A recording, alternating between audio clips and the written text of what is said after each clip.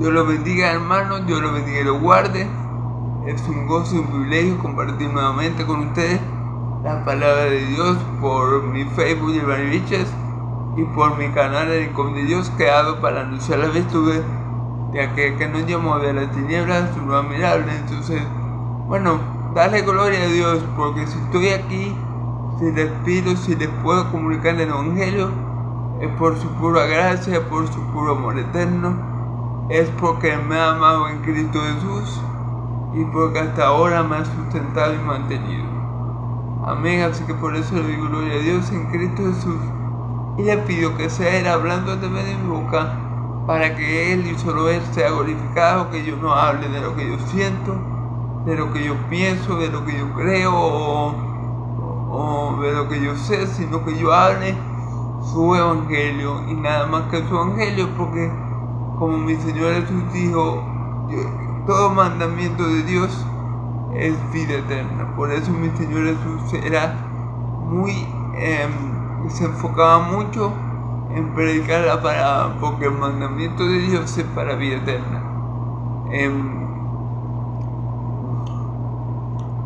No solo de pan vivirá el hombre, sino de toda palabra que sale de la boca del Señor. Amén. Así que de la boca del Señor salen palabras de vida y vida eterna. Mis palabras son espíritu y verdad, dice el Señor. Espíritu vivificadores son las palabras del Señor Jesús. Así que le pido al Dios y Padre de mi Señor Jesús, a mi Dios y mi Padre, que en esta hora su Espíritu Santo me ayude a predicar su evangelio a pesar de mis debilidades, de mi fragilidad y de mis imperfecciones.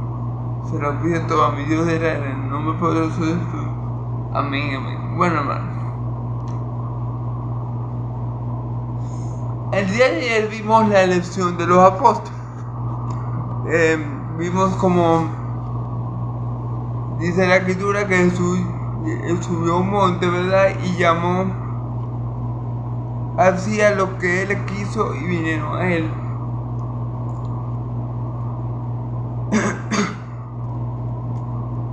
Dijimos, y creo que hice mucho énfasis en ello, que la elección de los apóstoles, así como nosotros llegamos a Cristo por pura gracia, por el puro afecto de la voluntad de Dios, por el puro amor eterno de Dios, por la pura misericordia de Dios, así mismo pasaron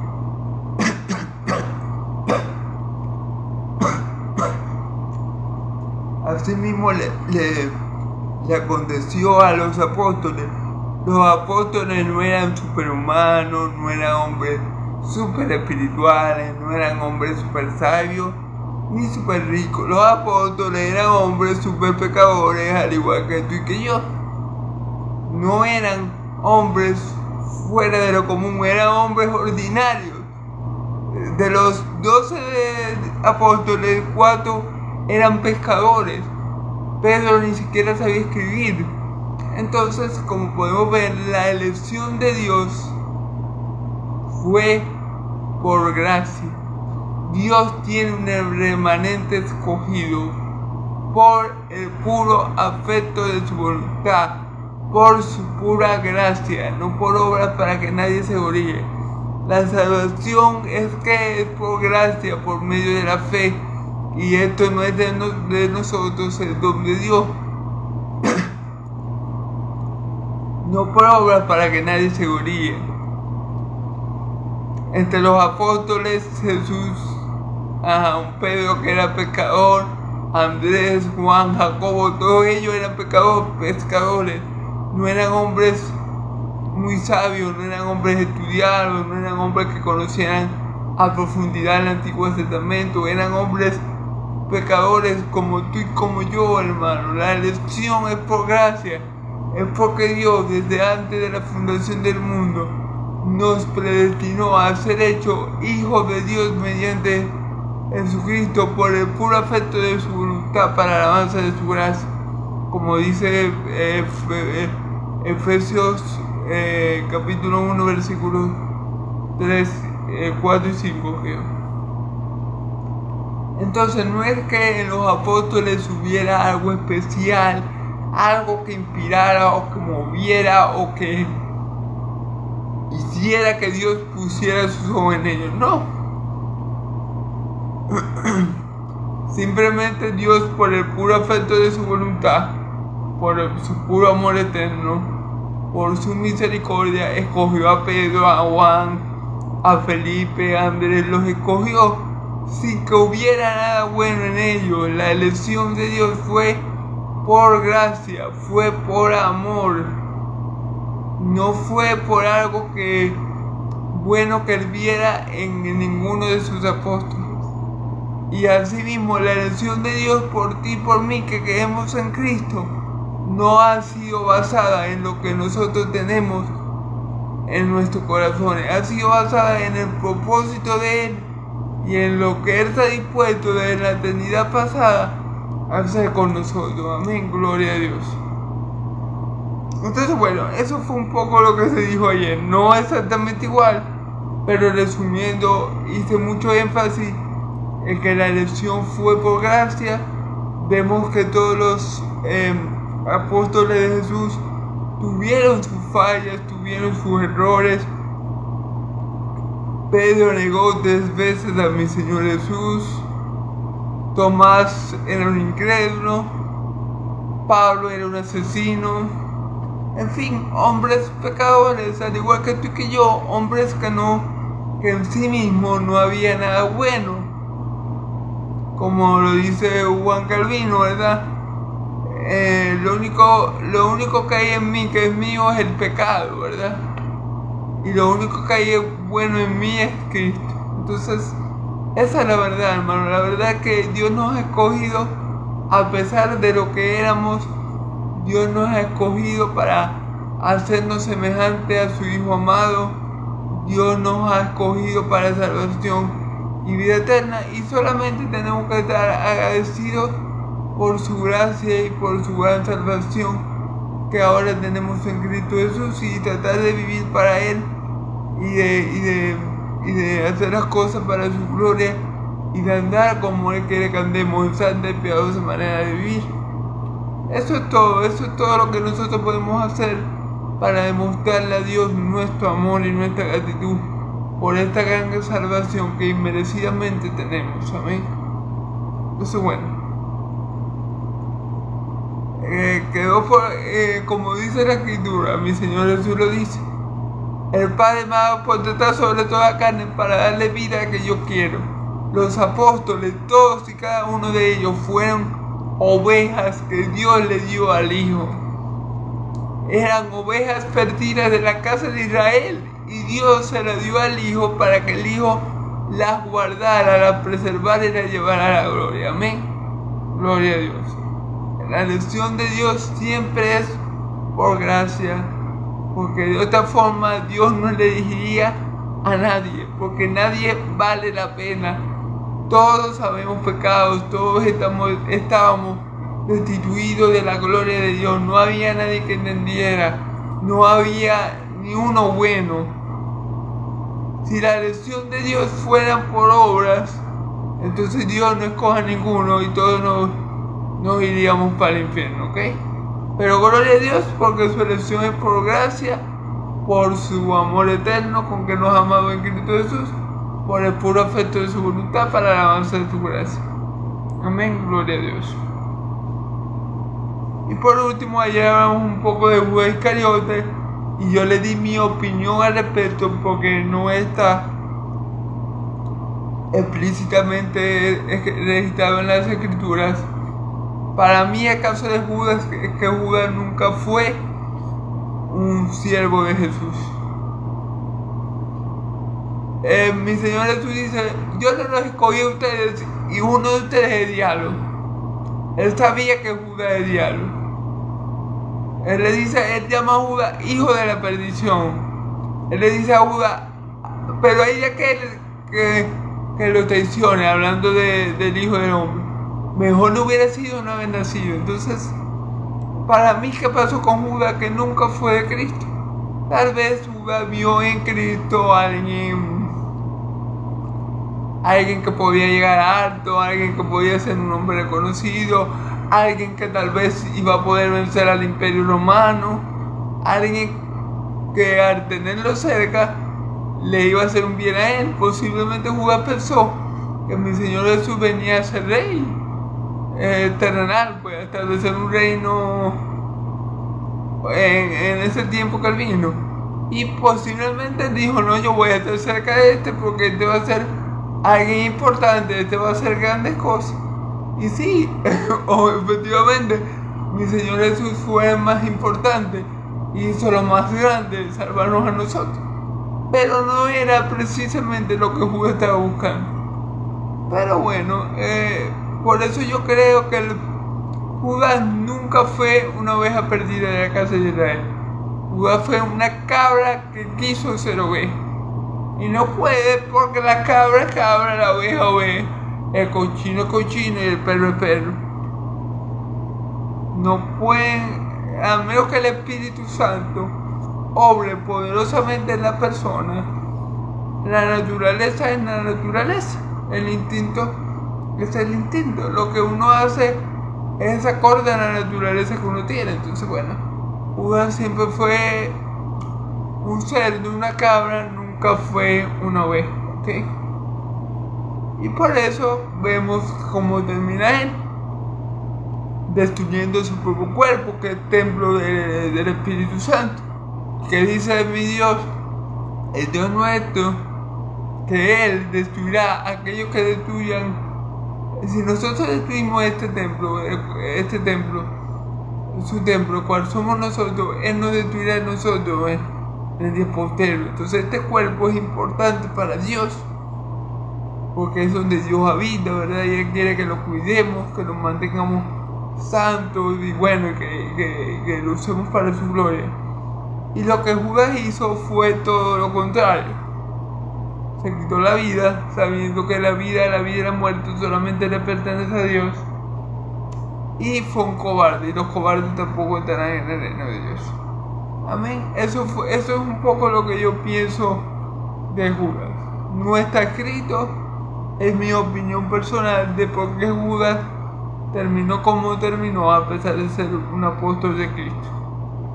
Porque para mí nunca fue un verdadero apóstol, nunca fue una verdadera oveja, nunca fue un verdadero hijo, y por ende él terminó como tenía que terminar. Amén. Bueno, ya eso fue un resumen de lo que se dijo ayer. Vamos a comenzar con los versículos del día de hoy. Estamos en Marcos capítulo 3, versículos del 20 al 30. Vamos a leer en el nombre del Padre, del Hijo y del Espíritu Santo. Y se agolpó de nuevo la gente de modo que ellos ni aún podían comer pan. Ok. Cuando oyeron los suyos, vinieron para prenderle, porque decían, está fuera de sí. Pero los escribas que habían venido de Jerusalén decían que tiene Beelzebú, que tenía a Beelzebú, y que por el príncipe de demonios echaba fuera a los demonios. Qué tontería. Y habiéndolos llamado, le decía en parábola, ¿cómo puede Satanás echar fuera a Satanás? Si un reino está dividido contra sí mismo, el reino no puede permanecer. Y si una casa está dividida contra sí misma, la casa no permanece. Y si Satanás se levanta contra sí mismo y se divide, no puede permanecer, sino que ha llegado a su fin. Ninguno puede entrar en la casa de un hombre fuerte y saquear sus bienes si antes no le ata, entonces podrá saquear su casa. De cierto digo, todos los pecados serán perdonados a los hijos de los hombres y las blasfemias cualquiera que sean. Pero cualquiera que blasfeme contra el Espíritu Santo no tiene jamás perdón, sino que el reo de juicio eterno, porque ellos habían dicho que tiene espíritu inmundo. Entonces, bueno, Vamos a, como siempre, versículo por versículo, a predicar la palabra de Dios y que el Señor me dé sabiduría por medio de su Santo Espíritu como ahora en mí para poder predicar la palabra fielmente y con denuedo y verdad. Amén. Gloria a Dios. Se lo pido todo en el nombre de Jesús. Amén y amén. Y se agolpó de nuevo la gente de modo que ellos ni aún podían comer pan. Recordemos que antes de la elección de los discípulos, antes de esa cena, digámoslo así, la Biblia nos dice que una multitud se agolpó para que Jesús los sanara, los curara, y ellos no cabían ya la gente ni por la puerta, de tanta gente que vino trayendo enfermos, trayendo gente con demonios para que Jesús los sanara. Y dijimos en videos anteriores que ese es el mal de la fama. Ya como mi Señor Jesús era muy famoso, cuando Él entraba a una ciudad, la Biblia nos dijo, versículos atrás, que Él no podía ya entrar en una ciudad, porque ahí mismo la gente lo apresionaba. Entonces Él tenía que ir para el desierto, a predicar en los desiertos. Y Él le decía a los apóstoles que tuvieran una barca preparada, porque es que la gente se aglomeraba donde Él estaba, multitudes lo aprisionaban y mucha gente iba como loca cuando sabía que Jesús estaba allí en Galilea, iba como loca, como caballos desbocados hacia Él para que lo sanara de plagas y cuestiones que la gente tenía, por enfermedades. Nuevamente, después que Él escoge a los 12, que Él los selecciona, porque Él los lleva aparte a ellos, dice la Escritura, a un monte alto, ¿verdad? Y los escoge y llamó a los que quiso, ¿verdad? Luego de eso, se agolpó nuevamente, se agolpó de nuevo. Por eso que dice, se agolpó de nuevo. ¿Por qué? Porque en el versículo 7 del mismo capítulo vemos que mi Señor Jesús tenía que lidiar con esta multitud. Dice, más Jesús se retiró al mar con sus discípulos y le siguió gran multitud de Galilea y de Judea, de Jerusalén y de Judea. O sea, era como mi Señor Jesús ya era famoso, donde Él estaba había una gran multitud siempre. Entonces Él le dice a sus discípulos en esta ocasión, le dice, no, ténganme una barca lista para poderme poner ahí y poder enseñar y poder hacer lo que voy a hacer, porque la gente ya no me deja hacer nada, ya lo tenía apresionado, asfixiado, ya él tenía que buscar la manera de poder estar tranquilo allí, pues. Luego de la elección de los apóstoles, otra vez la gente se le vuelve a aglomerar, la gente lo vuelve a presionar y se agolpó de nuevo la gente, de modo que ellos ni aún podían comer pan. Fíjense bien, tanta gente que había,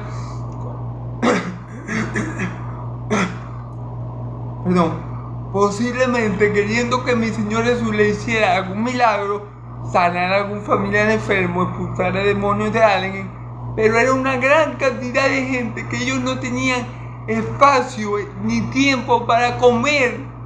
Así de apretados, así de asfixiados estaba mi Señor Jesús en ese momento. Imagínense la multitud que estaba alrededor de Él, que no le permitían ni comer pan,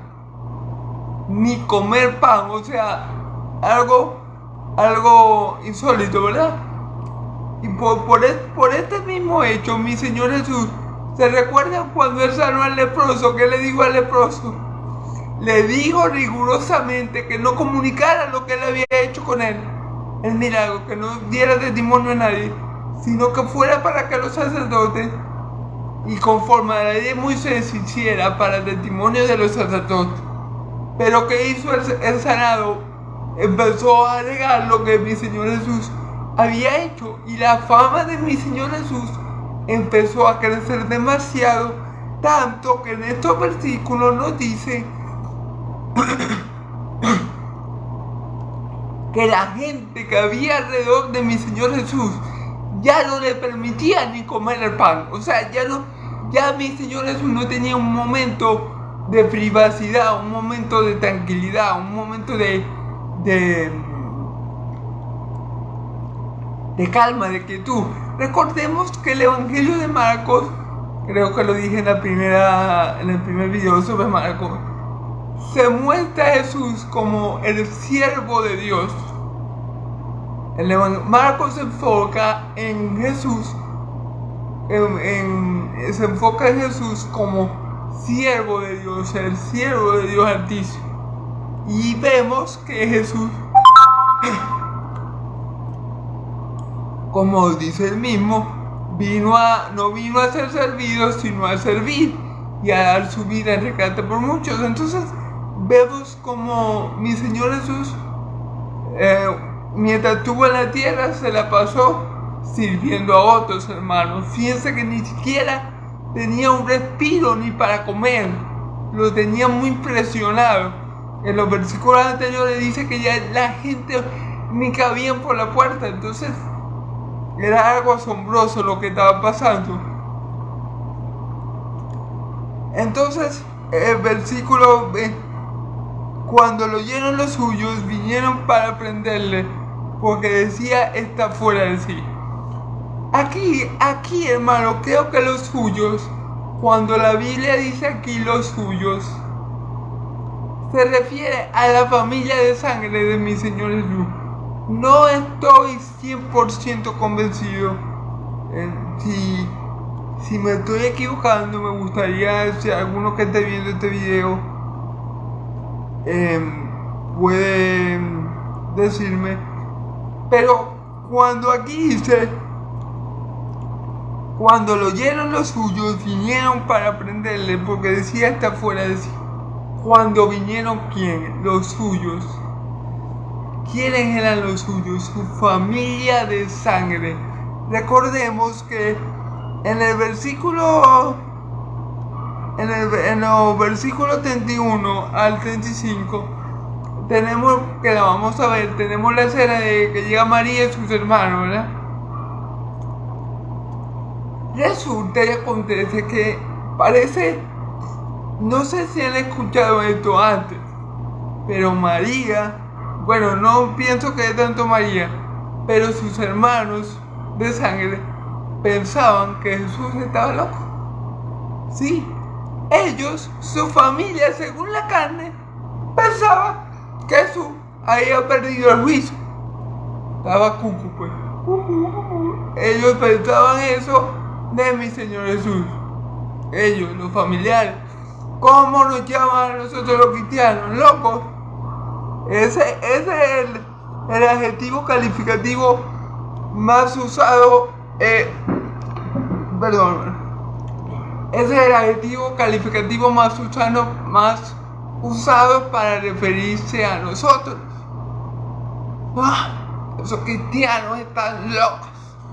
Y que Cristo viene. Y que la Virgen María no salva a nadie. Y que no podemos adorar estatuas. Son cristianos, ¿no? Que son unos fanáticos. Tan locos. Que Cristo viene. Llevan 2000 años diciendo que Cristo viene. Y no ha venido aún. Ese es el adjetivo calificativo preferido por todo el mundo para llamarnos a nosotros. Bueno, y mi Señor Jesús no fue exento de que lo llamaran loco, porque aquí dice, fíjense bien que dice, cuando lo oyeron los suyos, vinieron a él para prenderle, porque decía está fuera de sí. Los familiares de mi Señor Jesús dijeron, usted se volvió loco de la mata. Si lo hicieron con él, hermano, ¿qué más? Si lo hicieron con Jesús, ¿cómo no lo van a hacer con nosotros, hermano? Si al padre de familia le van a llamar Belzebú, aquí, en este mismo versículo lo va a llevar Beelzebú, que nos espera a ti y a mí, hermano.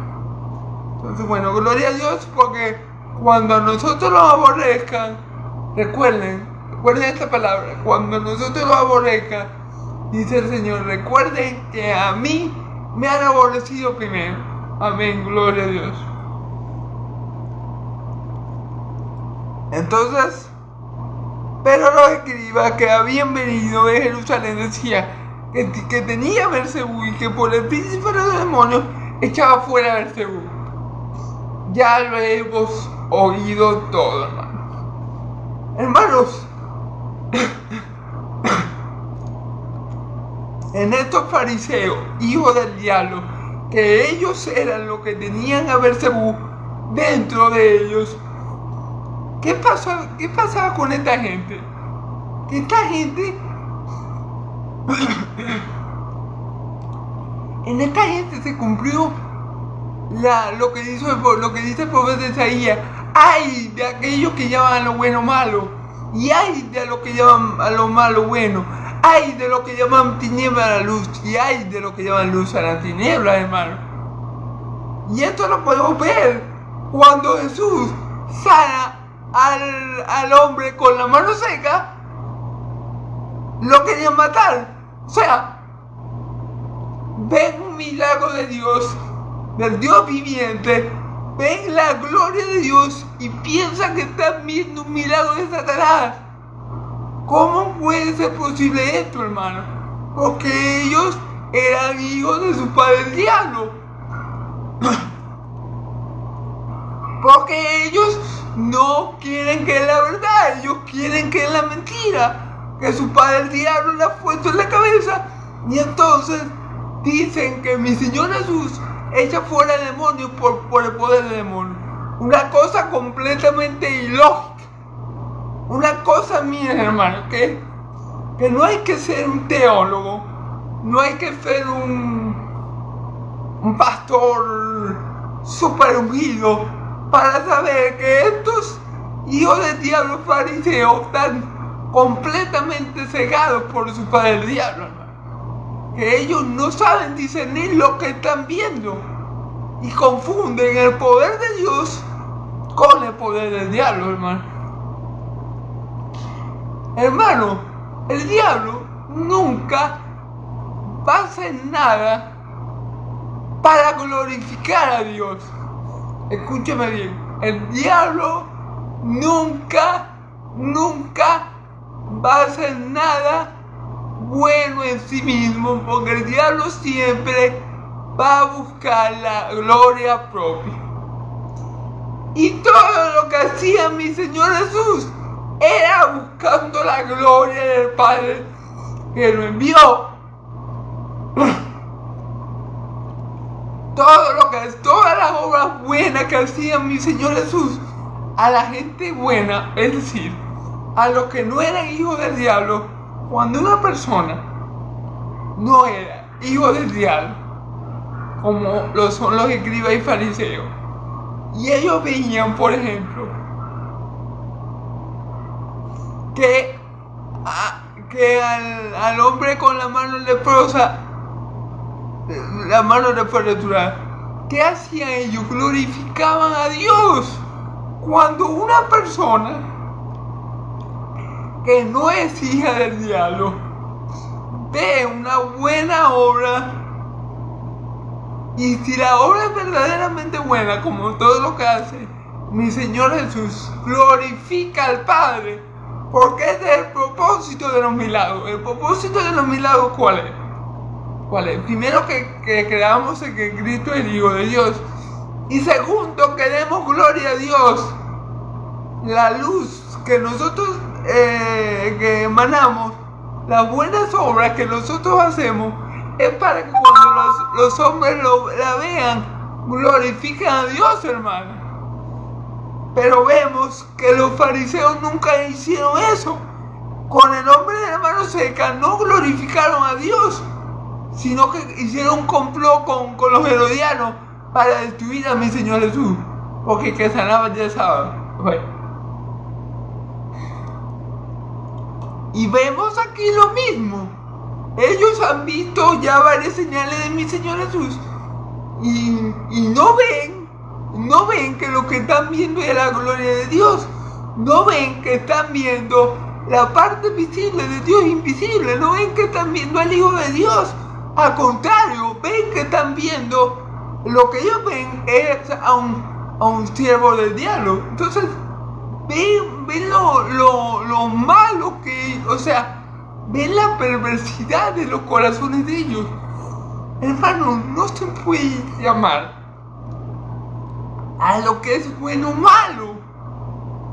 Yo no puedo aceptar, o sea, no se puede concebir, aceptar, llamar algo bueno malo, porque a mí no me gusta lo que estoy viendo. O sea, si ellos decían, no, como a mí no me convence eso, entonces eso tiene que ser un hijo de Beelzebú. Pero no es así. Lo bueno y lo malo lo ha establecido Dios.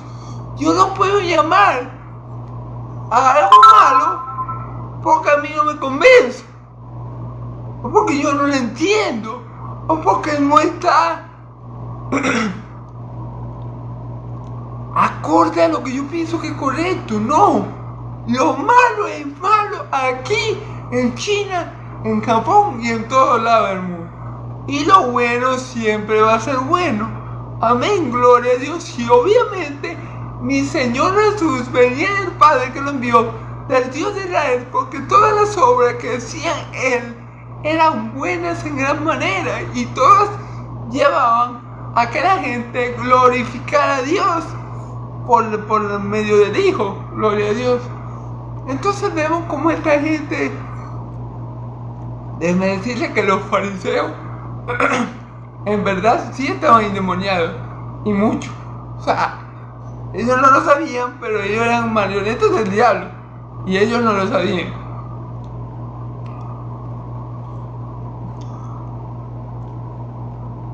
Y que por el príncipe de los demonios echa fuera demonios.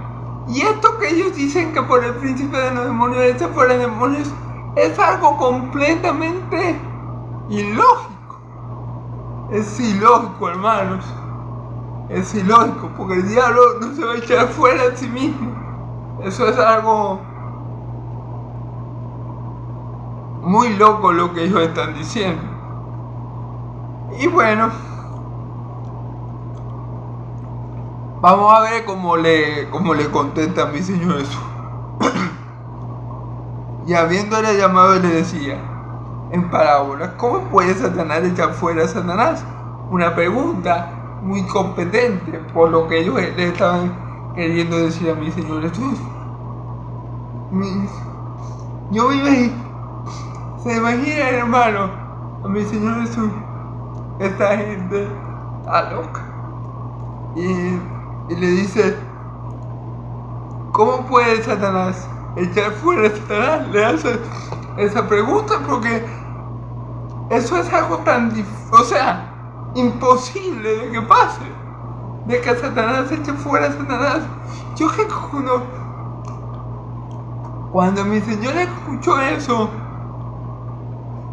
ni él mismo creía lo que estaba escuchando, porque es una estupidez, y me disculpan la palabra, es una completa tontería, es una completa imposibilidad, es una completa blasfemia. No tiene ni pie ni cabeza, hermano, lo que ellos están diciendo. Y mi Señor Jesús les hace la pregunta de todas formas. Él le dice: ¿cómo puede Satanás echar fuera a Satanás? Si un reino está dividido contra sí mismo, tal reino no puede permanecer. Entonces le hablan parábolas. Mi hermano, si un país, cualquier nación, empieza a guerrear contra ella misma, si en un país hay una guerra civil y esa guerra civil se prolonga mucho, el país se acaba, hermano. Bueno, y podía pasar porque el hombre es su peor enemigo, ¿ok? Perdón. Pero es así, hermano. Si por lo menos los rusos empiezan a pelearse entre ellos mismos, se acaban, hermano. Se acaba Rusia porque se bombardean uno con otro y no queda nada. ¿Sí me entiendes? Eso es algo lógico, eso es algo real, eso es algo, ni siquiera es algo espiritual, eso es algo de lógica, eso es algo que una persona pensante, una persona inteligente puede llegar a esa conclusión que está llegando mi Señor. Eso no es algo ni espiritual, por decirlo de alguna forma. Pero es algo verdadero, es algo real. Si un reino, si un país se empieza a enfrentar entre ellos mismos, no va a quedar nada en ese país. Todo va a quedar destruido, amén.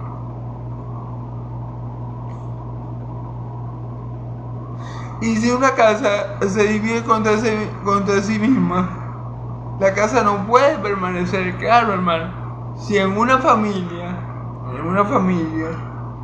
están todos divididos, hermano, y uno le echa al otro, y el padre le echa al hijo, y la madre le echa a la hija, esa familia está destinada al fracaso, hermano. Esta familia está destinada a desintegrarse. Esa familia está destinada a dejar de ser familia, hermano. No se puede vivir peleando con los de la misma casa y creer que esa casa va a permanecer. No se puede pelear con el mismo país, con el mismo prójimo de uno del mismo país, con los mismos coterranos, creo que se le dice, y que el país no sufra las consecuencias. La consecuencia es que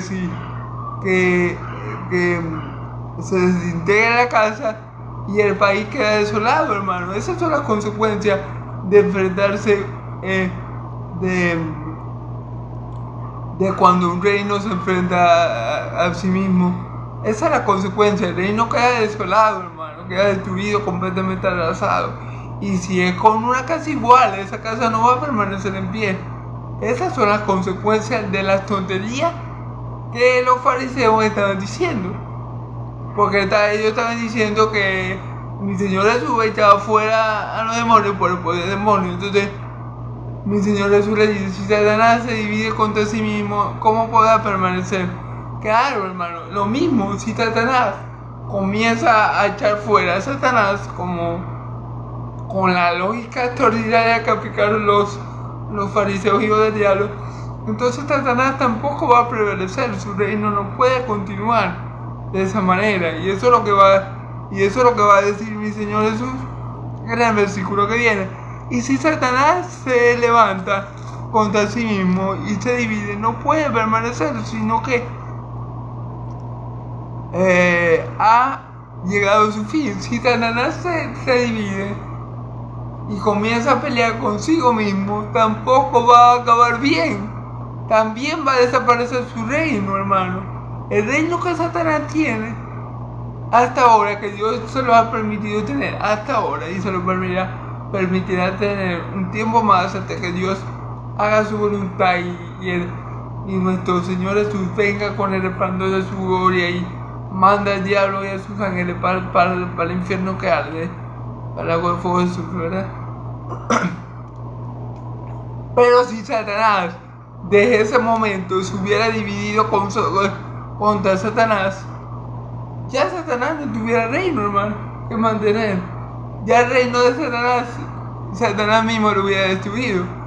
Y eso es lo que dice mi Señor Jesús. La consecuencia de dividirse entre uno mismo y confrontarse con uno mismo es la destrucción, hermano. Si se divide un reino, el reino va a ser asolado. Si se divide una casa, esa casa no puede permanecer si la familia está en conflicto con ella misma. Si el reino está en conflicto, por lo menos los venezolanos estamos en guerra con los venezolanos. Venezuela no puede permanecer, va a ser asolada. Y así mismo le va a pasar al diablo, si como dicen los fariseos, que tenían preocupado al rey Salomón, ¿verdad? Sí, como si fuera como dicen los fariseos, entonces Satanás no hubiera permanecido su reino hasta ahora. Porque lo que ellos decían era una completa estupidez, una completa blasfemia, y me disculpan la palabra estupidez. Estupidez aquí en Venezuela es como tontería, es como algo sin pie ni cabeza, ¿ok?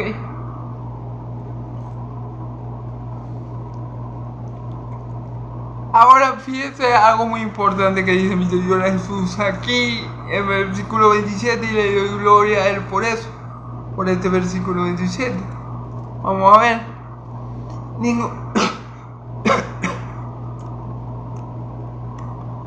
Ninguno puede entrar en la casa de un hombre fuerte y saquear sus bienes si antes no le ata, y entonces puede saquear su casa. Mi Señor Jesús está diciendo: yo he hecho fuera demonios, ¿verdad? Porque yo soy más fuerte que los demonios. Lo que le está queriendo, lo que dice mi Señor Jesús aquí: Satanás es el hombre fuerte que ha saqueado la casa. Pongan que la casa aquí, podemos decir que son las personas antes de llegar a Cristo, que Satanás la tiene cautiva. Satanás tiene el poder de esa persona, tiene la autoridad sobre esa casa, ¿verdad? Mi Señor Jesús dice aquí: si un hombre, fíjense, vamos a hablar, ninguno puede entrar en la casa de un hombre fuerte y sacar sus bienes si antes no le ata, y entonces podrá saquear la casa. ¿Qué le quiere decir mi Señor Jesús a estos fariseos hijos del diablo? Que Él es más fuerte que Satanás, y por eso cuando Él manda a los demonios a salir de las personas, ellos salen, porque Jesús es el hombre más fuerte. Jesús es el hombre más fuerte que le arrebata la propiedad al hombre fuerte que es el diablo. El hombre fuerte aquí representa a los demonios, y el hombre más fuerte que yo estoy mencionando es Cristo. ¿Por qué es más fuerte Cristo? Porque es sencillo, porque Cristo es Dios, porque Cristo viene del Padre, porque Cristo tiene autoridad del Padre. Y por eso vemos que cuando Cristo le dice a los demonios cállate y deja a este hombre, los demonios salen dando gritos. ¿Por qué? Porque Cristo es el hombre más fuerte que le roba las pertenencias, por así decirlo, al hombre fuerte. Satanás no tenía cautivos, ¿verdad? No tenía preso por temor a la muerte, esclavizado del pecado, pero vino Cristo, el hombre más fuerte, y sacó a Satanás de nosotros y le quitó la autoridad que tenía sobre nosotros, y ahora Él es el que habita en nosotros, su Santo Espíritu, el Espíritu de Dios viviente, ¿verdad? El Espíritu de Dios de Israel es el que habita en nosotros. Entonces es lo que le está queriendo decir a los fariseos: yo he hecho fuera a Satanás por el poder de Dios. Yo he hecho fuera a Satanás porque yo soy mayor que Satanás, porque yo soy más fuerte que Satanás. Por eso yo le echo fuera. Por eso cuando me ven los demonios comienza a temblar como una gelatina. Por eso comienzan a dar gritos, porque reconocen que yo soy mayor que ellos, reconocen que yo tengo poder sobre ellos, reconocen que yo soy superior a ellos, que yo soy el hombre más fuerte. Aunque los demonios sean fuertes, mucho más fuertes que, por ejemplo, que un ser humano, comparado con Cristo no son nada. Comparados con nuestro Señor son debiluchos, son gente, son espíritus debiluchos comparados con mi Señor Jesucristo. Entonces por eso dice mi Señor Jesús, para que alguien pueda entrar en la casa de un hombre fuerte, la persona que tiene que entrar tiene que ser más fuerte que ese hombre, para que pueda saquear de la casa. Si no, no va a poder. ¿Por qué mi Señor Jesús podía expulsar a los demonios? Porque era mayor que ellos, porque tenía más poder que ellos, porque venía de Dios. Por eso cuando les ordenaba, ellos harían desfavoridos, porque él era el hombre más fuerte, el hombre que venía de Dios con poder suficiente para saquear al demonio y quitarle la pertenencia, y quitarle la autoridad sobre la persona, y quitarle el dominio sobre la persona, y quitarle el control sobre la persona, ¿verdad? Ese es Cristo, el hombre más fuerte que desciende de Dios y que puede sacar a patadas a los demonios o al mismo diablo de las personas, hermano, y hacerlas ahora pertenencias del Dios viviente. Amén, gloria a Dios.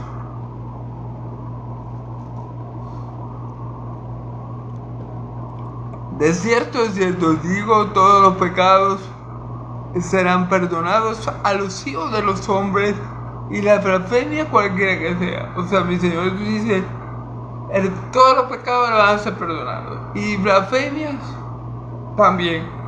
Pero hay un pecado y una blasfemia que no va a ser perdonada, y es la blasfemia contra el Espíritu Santo. Pero cualquiera que blasfeme contra el Espíritu Santo no tiene jamás perdón, sino que es reo de juicio eterno, ¿ok? Pero cualquiera que blasfeme contra el Espíritu Santo, que era lo que estaban haciendo los fariseos, a decir que mi Señor Jesús echaba demonios por el poder del demonio, estaban diciendo que prácticamente que el Espíritu Santo era el espíritu del demonio. Eso era lo que ellos estaban diciendo prácticamente.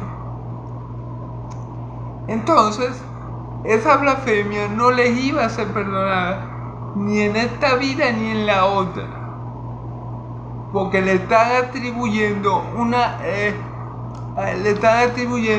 algo que Dios hace al demonio.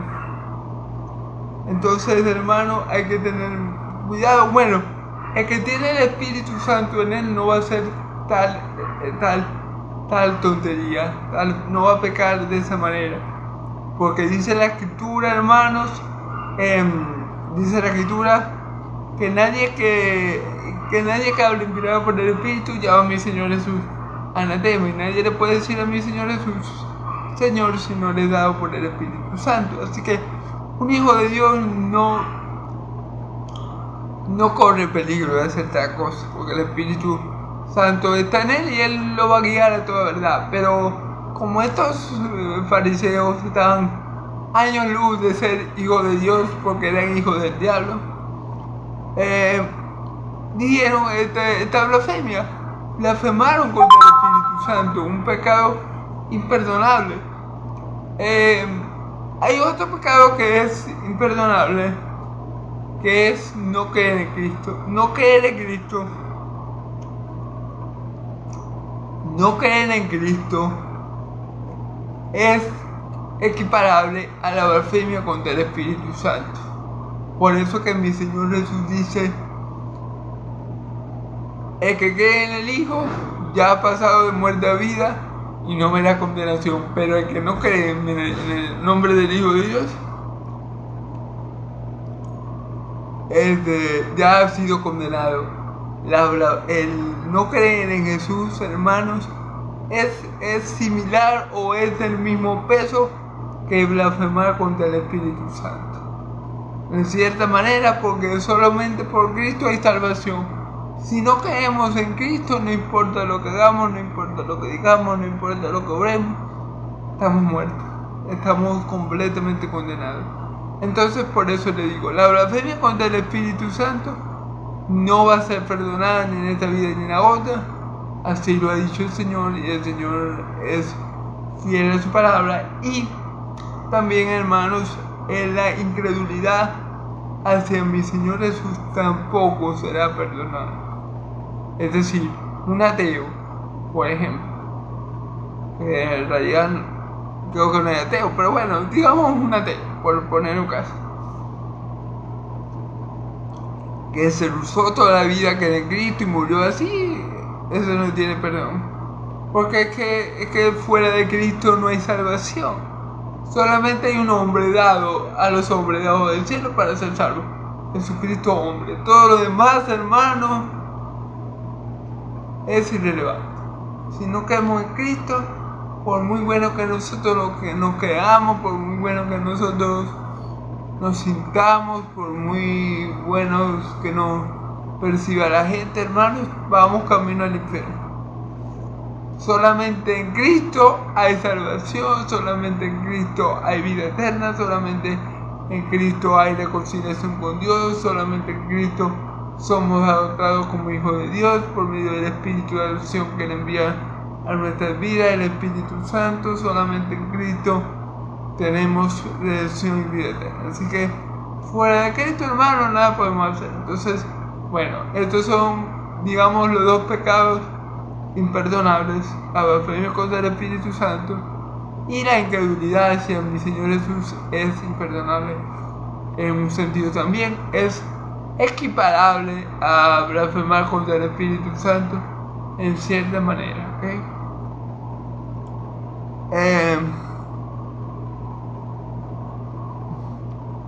Versículo 29. Pero cualquiera que blasfeme contra el Espíritu Santo no tiene nada más perdón, sino que es reo de juicio eterno.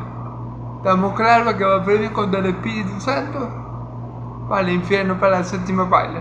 No tiene perdón de Dios y está completamente muerto eternamente. ¿Ven? Y después dice, porque ellos habían dicho tiene espíritu inmundo. Claro, ellos decían que Cristo tenía espíritu inmundo cuando Cristo tenía el Espíritu Santo. Entonces, ahí está la blasfemia, hermano. Entonces, bueno, gloria a Dios, porque nosotros los hijos de Dios jamás blasfemaremos contra el Espíritu Santo, porque el Espíritu Santo mora en nosotros y es unción verdadera y no de mentira. Y como Él nos ha enseñado, debemos permanecer en Él. Pero bueno, aquí tenemos otra vez, hermanos, vemos en este pasaje la mala condición espiritual de los fariseos, de los escribas, de los religiosos de la época que debían conocer al Dios de Israel y al Señor Jesús mejor que todos. Porque esa es la cuestión. Mi Señor Jesús le dice a ellos: si ustedes amaran a mi Padre y lo conocieran, a mí me amarían, porque yo salí de Él. Y Él dice, si yo dijera que no conozco a mi Padre, sería un mentiroso al igual que ustedes, pero yo le conozco. Amén. Entonces, esa era la condición espiritual de ellos. Ellos no eran de Dios porque eran de su padre el diablo. Entonces los dice acá: vosotros sois de vuestro padre el diablo, porque las obras de vuestro padre el diablo quería hacer. Que cuando Jesús sanó al hombre de la mano seca, hermano, que restauró la mano que tenía mala, como tenía la otra, ¿verdad? Que la restauró completamente. Ellos, ¿qué hicieron ellos? ¿Glorificaron a Dios? No. ¿Qué hicieron ellos? Planearon con los herodianos destruir a mi Señor, matar a mi Señor. ¿Y qué es el diablo? Asesino y homicida desde el principio. De tal palo toda la tilla. Ellos estaban haciendo lo mismito que su padre el diablo, queriendo matar a un inocente, a un justo, a un santo. Amén. A un hombre que venía de Dios. Obviamente mi Señor Jesús salió de Dios. Y ellos que querían hacer, matarlo. ¿Por qué? Porque estaban imitando las obras de su padre el diablo. Los hijos de Dios imitamos al Hijo de Dios. Los hijos del diablo imitan a su padre el diablo. ¿Qué es el diablo? Mentiroso y asesino del principio. Cuando habla mentira, suyo habla, dice la palabra. Entonces, por eso que estos hombres, los fariseos aquí, no creyeron nunca la verdad, porque eran hijos del diablo. Ellos le creían las mentiras, ellos le creían las mentiras a su padre. el padre le metía en la cabeza, estos tipos, Jesús, el padre le metía en la cabeza, Jesús es hijo de Beelzebú, y ellos venían y creían la mentira, porque ellos eran hijos de su padre el diablo. Pero bueno, como son hijos de su padre el diablo, a donde va a morar de su padre el diablo, en el lago de fuego y azufre, ellos van a morar. Amén, gloria a Dios. Entonces, bueno, hermanos, le damos gracias a Dios, porque Cristo Jesús es el hombre más fuerte, que nos libertó del hombre fuerte que es el diablo, para que ahora le pertenezcamos a Dios, al Dios suyo, al Dios viviente y no al diablo, para que ahora tengamos vida y no estemos muertos en delitos y pecados, para que ahora seamos llamados hijos de Dios y no hijos de la perdición como los fariseos, hijos del diablo. Amén, gloria a Dios por ese hombre más fuerte que envió a saquear al hombre fuerte para quitarle nuestras almas a él y trasladarnos del mundo de las tinieblas a la luz admirable de Cristo, al reino de Dios altísimo y viviente. Gracias a Dios por esto en Cristo Jesús. Le damos gloria a Dios por esto en Cristo Jesús. Amén y amén. Bueno, hermanos, Dios los bendiga y los guarde. Dios haga resplandecer su rostro sobre ustedes. Dios alce su rostro sobre ustedes. El Dios de Israel alce su rostro sobre ustedes y le dé paz. Que la paz del Dios de Israel y la gracia de mi Señor Jesús sea sobre todo su pueblo santo. Amén y amén. Gloria a Dios.